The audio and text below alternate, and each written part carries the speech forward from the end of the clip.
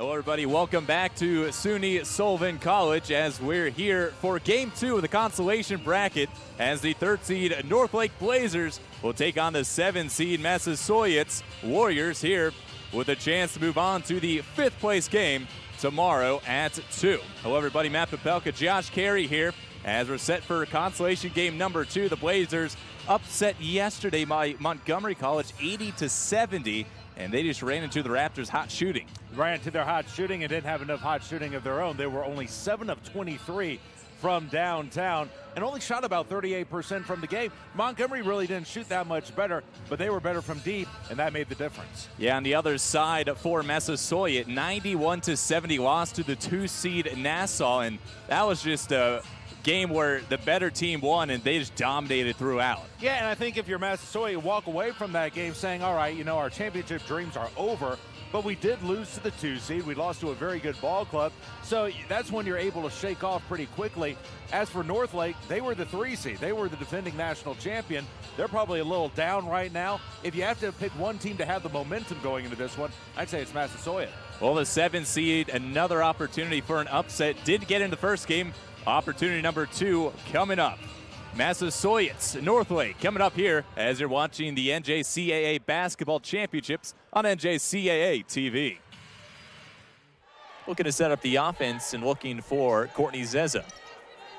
Had Jess backdoor, didn't find her. Instead goes for Mora, who's going to drive. Stops in the lane, still looking on that pivot foot. Swagger in the lane, nice pass up high for Zeza, who's blocked from behind. Yeah, Courtney usually doesn't bring the ball down below her shoulders. Carter, lazy pass for Lenahan, and Mora will knock that one out of play. Yeah, beautiful pass there, but Courtney brought it down, which is very unusual for her. Checking into the game for the first time, Haley Thomas. As we talked about in the last home game, Haley Thomas and Leah Moore together on the courts, that's dangerous. Yes. Especially on defense, as they're like the little energizing bunnies, just their battery doesn't stop. And just like that, stops on a dime. Little soccer action now. Haley Thomas playing 2 sports at once. Really good basketball IQ Haley Thomas has, I believe. You know, very smart on the court. There she is calling out the play for the initial pass to the corner for Lenahan, as she called it out even before the pass came through. Into the corner, they got her down low with Howe. Or rather, that's Carter. That one's off the mark. They're going to get Leah Mora with a foul as she didn't box out, got a little lazy, and she's calling for it there. That's what you have to do. But you're right, Matt. You got to box, got to put your body on somebody. You know, and Leah, she's one of the best rebounders for her size probably in the nation. Averaging about 4 rebounds a game. Just 2 games without a rebound as Sierra Clark will knock down her first basket. And we expect to see many more of those throughout this game. Hesitation for Kroll. She almost lost it. Tried to feed it to Zeza. Couldn't find it. Now Thomas in the back end of a 2-on-1. Up high, and she missed, did Russell. And a finish for Clark. I tell you, staying with it, that's what you have to do. You stay with the basket, you miss it, stay with it, and you're going to get rewarded like that.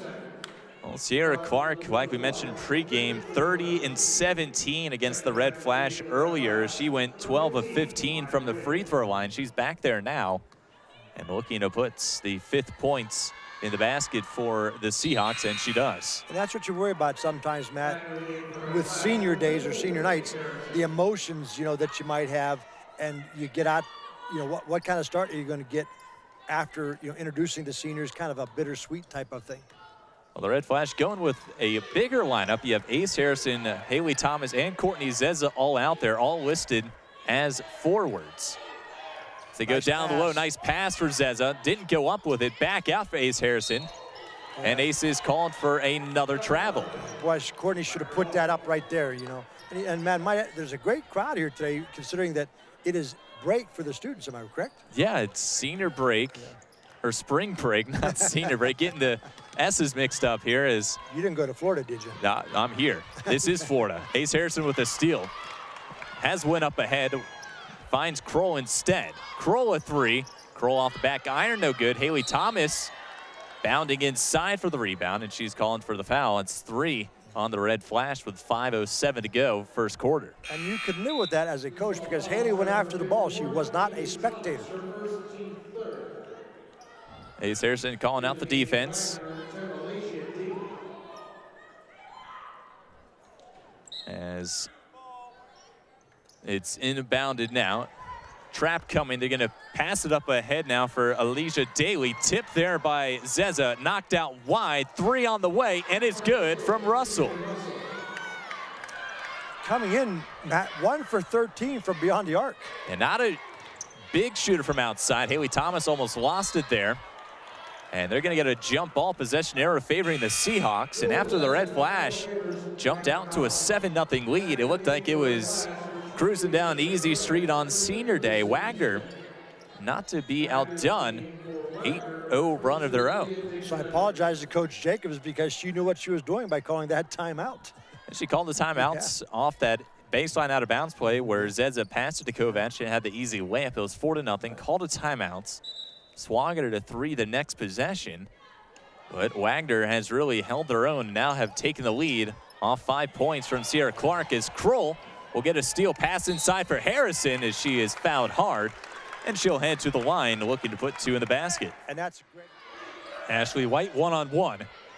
Crossover in the lane, no good. Hummel an offensive rebound, kicked out. Sullivan to corner 3, it's good. Timeouts, Mount St. Mary's, they have regained the lead. A big shot from the freshman. Now there's a freshman, again, with so much confidence, did not hesitate, caught it and put it up in the air. Daly Sullivan, 11 first half points. No points in the third, no points for much of the fourth. She's hit the last 2 3-pointers. Big, big shots. And when they needed it the most. And when they needed it the most, Mount St. Mary's up 75-74 on the road, trying to stop a 2-game skid in conference play. Trying to take down the preseason favorites and the Red Flash. And that's what I say, Matt. I'm not sure why, and I've never talked to Joe or even Coach Scrimmel about this, that why it seems like so many teams you watch on TV or in the NEC hit the shots from the corner, and I'm not sure you should help from the corner because of that. But, you know, again, the game has passed me by. 50 seconds to go in regulation. 75-74, Mount St. Mary's leads on the road. Caitlin Kroll with it. She'll drive, pass inside, dueling. She's off the front iron, no good. But Agantovic can't corral the rebound. Another offensive opportunity for the Red Flash with 40 seconds on the ticker. Kovac off the backside, 3 on the way, it's good! Jess Kovac, when you need her, with a magical play of her own, creating offense out of nothing. Ashley White the other way, blocks. That's a good block. Push ahead, Kovac, one-on-one. It's stolen. Ace Harrison is there, she's fouled. A wild sequence of plays there. First of all, baseline out of bounds play. Jess Kovac passes it off the Mount St. Mary's defender, hits a corner 3. Going back the other way, a block by Dueling. Ace Harrison pushes up ahead, almost stolen, and then Ace Harrison is fouled. Great hustle by both teams. So LIU Brooklyn in their black away uniforms. Red Flash in their white home uniforms. Red Flash moving from right to left, Blackbirds left to right. Yeah, Waith, I believe, Matt, correct me if I'm wrong, but Waith had 10 points and 14 rebounds against Robert Morris, her second straight double-double. She's had 3 in her career, and all 3 of those have been this year. So she's certainly a senior showing up well in her last year. She'll be on the tip against Ace Harrison. And we're just about ready to get another NEC action underway. Red Flash 3-0 in conference. The Blackbirds 1-1. And Kovac controls off the tip. She's face guarded right now. Man-to-man defense from the Blackbirds. We may have to keep our voice down here tonight. Yeah, sparse crowd as Kroll goes all the way for the layup through the contact and finishes 15 seconds into the match. And you see the strength of Caitlin Kroll, that right-hand drive. And we see the effectiveness of the press, an air pass over the head of Jada Johnson and a turnover already for LIU Brooklyn. Yeah, pretty much of an unforced turnover, unfortunately, for the Blackbirds that time. Wasn't a bad pass. Kroll Pass out of bounds. Speaking of unforced. She's been doing a lot better in these last few games of limiting those turnovers. Just about 3 turnovers a game now. Was averaging a little over 3 the first 10 or so games of the season. So she's starting to limit those and get the assist going back in the positive direction. Kovac a tip. Look at the hands. And Great Kroll deflection. with the takeaway. So another turnover. Kovac a deep 3. That one's off the back iron, no good. Dooling grabs the rebound offensively to Kroll. Deep 3, that one splashes him. Kroll's got the first 5. And give Kaisha credit for keeping that ball alive and getting it back out to Caitlin for the 3.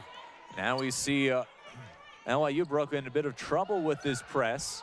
They do get it across. Nice pass inside. The reverse layup rattles home there as Styles Sanders with her first bucket of the game. Yeah, beautiful way to break the press. A nice pass.